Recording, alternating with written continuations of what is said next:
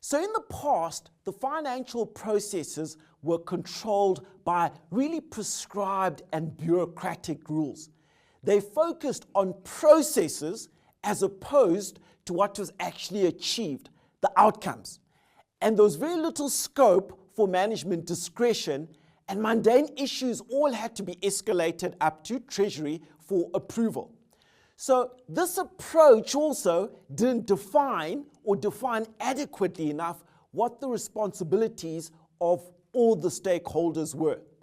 And it resulted in poor accountability for outcomes and compromised value for money considerations. In the past, we also used to manage public finances on a one-year budgetary system basis. So it was an incremental budgeting process. And that undermined long-term planning, and it undermined actual prioritization of programs and initiatives. And the people responsible for the finances, specifically the accounting officer, they were very, very passive towards their budgets during the year. So they weren't proactive in addressing overspending or underspending. And there were usually significant delays in receiving financial reports, which were often unavailable till well after year end. So the PFMA aims to modernize all these issues in terms of financial management of the public sector. And part of that goal is to reduce fraud and corruption and waste, and also to achieve much more efficient and effective use of public resources.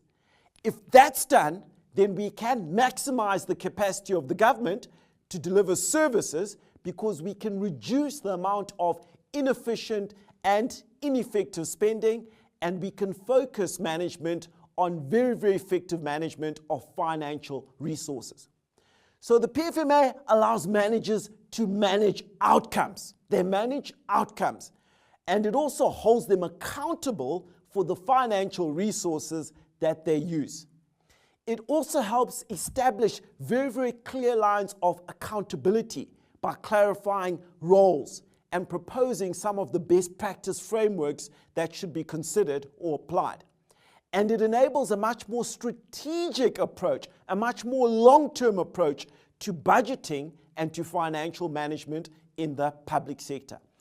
If we can achieve that, then there can be greater alignment between the planning and the budgeting process, and the outputs that we achieve should be that much greater from a strategic purpose.